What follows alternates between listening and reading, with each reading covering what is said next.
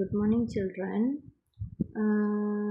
Today we are going to see 1.1a self-practice mathematics from 1. Okay, question number 1. For each of the following situations, represent the two opposite changes using a positive number and a negative number. So you need to identify which one is the positive number and which one is the negative number. Okay. So dalam bahasa Melayu pula, latih diri 1.1a, bagi setiap situasi yang berikut wakilkan dua perubahan yang bertentangan dengan menggunakan nombor positif dengan nombor negatif. So kamu kena identifykan mana satu nombor negatif dengan mana satu nombor positif. Normally the positive number is the bahagian atas. Macam yang ni, kalau nombor tu naik atas, consider that one we call positive number. So dia turun bawah, negatif. Begitu juga if let's say the number is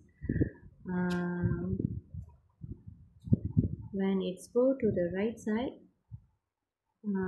that number become a positive number. When it's go to the left side, that number become the negative number. So as you see here, over here, kalau kamu tengok dekat sini, bahagian atas adalah nombor positif, iaitu nombor positifnya adalah 1000 meter, 1000 meter. And then this one is the negative number, bahagian bawah.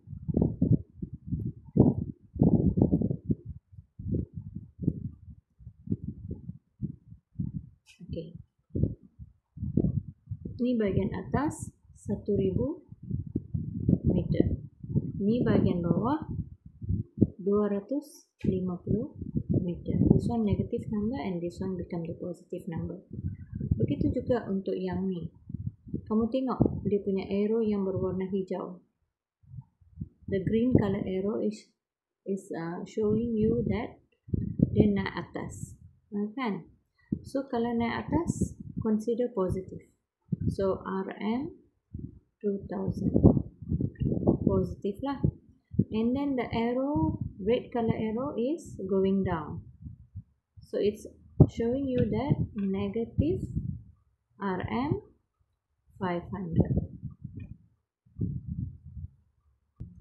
Okay, now we go to self-practice 1.1b. In the following table, mark right for numbers which are integers and mark cross for numbers which are non-integers. Okay, normally what is the integer number? Integer number is the nombor bulat lah. So nombor bulat okay, dekat sini jadual yang berikut, tandakan right bagi nombor yang merupakan integer dan tandakan pangkah bagi nombor yang bukan integer. Okay, integer adalah nombor bulat. Okay, integer adalah nombor bulat. Okay, nombor bulat. Seperti tak kira dia positif ke negatif ke, and then kosong pun also include dalam integer number. Not integer number is the nombor-nombor fraction like pecahan lah. Pecahan dan perpuluhan. Perpuluhan semua ni adalah bukan nombor integer. Not integer lah. Boleh? Okay.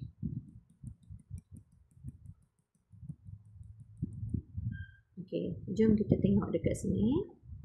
Okay, in the following table, mark yang mana betul integer, yang mana not integer lah.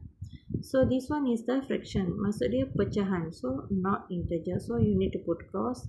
This one is the integer, not integer because of perpuluhan. This one integer. This one is not integer. This one not integer, and this one is the integer number.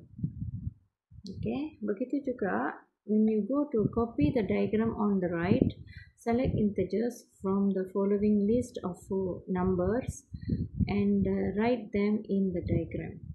Okay, salin raja di sebelah, pilih integer daripada nombor-nombor di bawah dan tulis dalam rajah itu. So, which one is the integer number? Of course, nombor-nombor perpuluhan dengan fraction ataupun pecahan adalah bukan integer. So, this one not integer, not integer. This one also not integer, and this one also not integer.